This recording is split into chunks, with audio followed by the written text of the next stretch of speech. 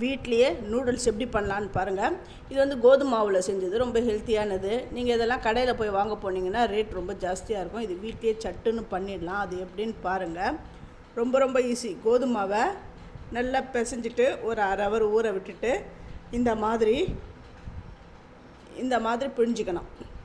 அதாவது இடியாப்பம் தட்டில் அதை விட கொஞ்சம் பெருசாக இருக்கும் கண், அதில் தான் இந்த மாவை அப்படி பிழிஞ்சு எடுத்துக்கணும் முறுக்கு மாதிரி. இதுக்கு வந்து எண்ணெய் விட்டு கொஞ்சமாக, அதாவது ஒரு 4 பல்லு பூண்டை வந்து குட்டி குட்டியாக நறுக்கி போட்டிருக்கேன்.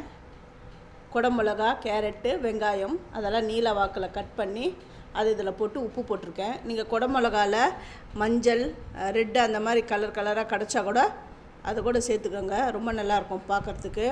இந்த காய்கறி வந்து ரொம்ப நல்லாலாம் வதங்கக்கூடாது, ஓரளவுக்கு வதங்கினா போதும். அந்த கிறிஸ்பினஸ் இருக்கணும், அதனால் ஒரு பாதி அளவுக்கு வதங்கினா போதும். இதுக்கு வந்து tomato sauce, red chilli sauce, அப்புறமா சோயா சாஸ், வினிகர் அதெல்லாம் விட்டுட்டு இது எல்லாமே சேர்ந்து வரட்டும்.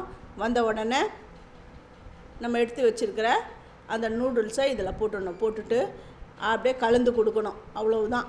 ரொம்ப ரொம்ப ஈஸி. இது சட்டுன்னு பண்ணிடலாம். இந்த 2 ஸ்பூன் வச்சு இந்த எல்லாத்துலையும் கலந்து கொடுக்குறேன் பாருங்கள். இந்த ரெசிபியோட கிளியர் டீட்டெயில் வேணும் அப்படிங்கிறவங்க என்னுடைய சேது சித்ரா கிச்சனில் போய் பாருங்கள். நான் கிளியராக சொல்லியிருக்கேன். அப்படியே போய் பார்க்குறவங்க சப்ஸ்கிரைப் பண்ணலைன்னா சப்ஸ்கிரைப் பண்ணுங்கள், ஆல் என்ற ஆப்ஷன் தொடுங்க. அப்போ தான் நான் போடுற ஒரு வீடியோவுடைய நோட்டிஃபிகேஷன் உங்களுக்கு காட்டும், உங்களுக்கும் யூஸ்ஃபுல்லாக இருக்கும். சூப்பரான கோதுமை நூடுல்ஸ், வீட் நூடுல்ஸ் ரெடி ஆகிடுது. இதை நீங்கள் உங்கள் வீட்டில் செஞ்சு பார்த்துட்டு உங்கள் பசங்களுக்கு கொடுங்க. அப்புறம் எப்படி வந்ததுன்னு எனக்கு கமெண்ட் பண்ணுங்கள். உங்கள் ஃப்ரெண்ட்ஸுக்கும் நீங்கள் ஷேர் பண்ணுங்கள். தேங்க்யூ.